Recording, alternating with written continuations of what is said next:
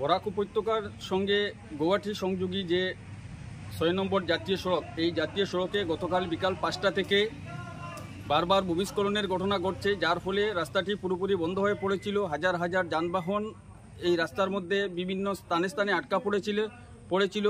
যাত্রীরা নানা ধরনের দুর্ভোগের শিকার হয়েছিলেন।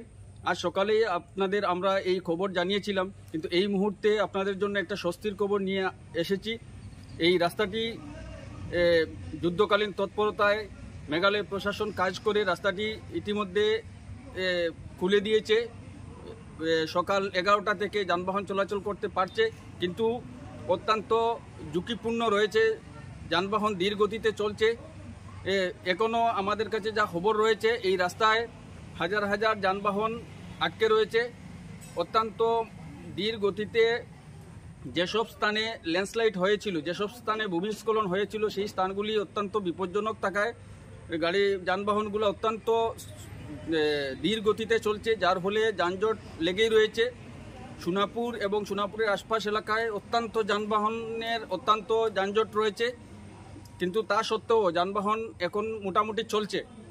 এটা আমাদের বরাক উপত্যকার ৩ জেলা কাছাড়, করিমগঞ্জ এবং হাইলাকান্দি সহ পার্শ্ববর্তী রাজ্য ত্রিপুরা এবং মিজোরামের জন্য কিছুটা হলেও স্বস্তির খবর, যে এই প্রায় ১২-১৫ ঘন্টা রাস্তাটি বন্ধ থাকার পর আবার রাস্তা দিয়ে যানবাহন চলাচল শুরু করেছে।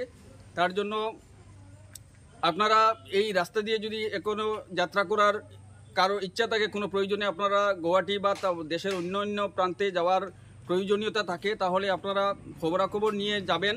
এবং যদি যেতেই হয় তাহলে আপনারা প্রয়োজনীয় খাদ্য সামগ্রী, পানীয় জল এসব আপনারা সঙ্গে নিয়ে যাবেন, যাতে যদি এ ধরনের কোনো সিচুয়েশনের মধ্যে আপনারা পড়েন তাহলে কমসে কম আপনাদের প্রয়োজনীয় খাবার এবং পানীয় জলের ব্যবস্থা সঙ্গে থাকে।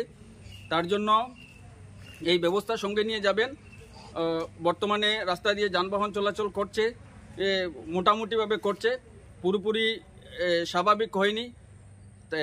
দুদিন আগেই আমরা এই রাস্তা নিয়ে একটা প্রতিবেদন প্রস্তুত করেছিলাম। যারা আমাদের এই প্রতিবেদনটি দেখেছেন, আমরা জানিয়েছিলাম আমাদের কাছাড় এবং মেঘালয়ের যে সীমান্ত এলাকা মালিডোর থেকে শুরু করে মেঘালয়ের সোনাপুর অবধি রাস্তাটি অত্যন্ত খারাপ এবং অত্যন্ত ঝুঁকিপূর্ণ।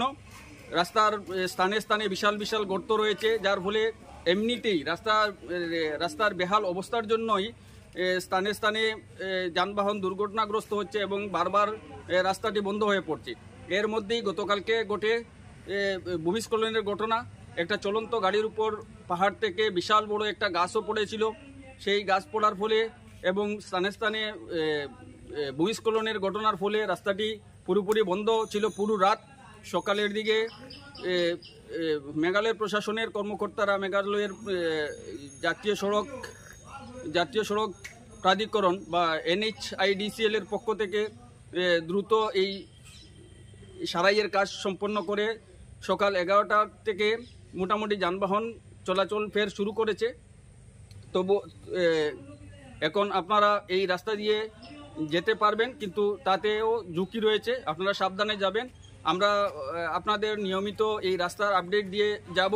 এবং এখন পর্যন্ত আপনারা যারা আমাদের এই ইউটিউব চ্যানেল এই বরাক এবং ফেসবুকে আমাদের পেজ রয়েছে এই বরাক নামে, এই চ্যানেলটি যারা সাবস্ক্রাইব করেনি তাদের কাছে আমাদের বিনম্র অনুরোধ, আপনারা আমাদের চ্যানেলটি সাবস্ক্রাইব করে আমাদের সহযোগিতা করবেন এই আশা রাখছি। এবং পরবর্তী আপডেট জানার জন্য আমাদের চ্যানেলকে সাবস্ক্রাইব এবং ফলো করার জন্য অনুরোধ রাখছি। ধন্যবাদ। সবাই ভালো থাকুন এবং এই রাস্তা দিয়ে চলাচল করলে আপনারা প্রয়োজনীয় সতর্কতা অবলম্বন করে যাবেন। ধন্যবাদ।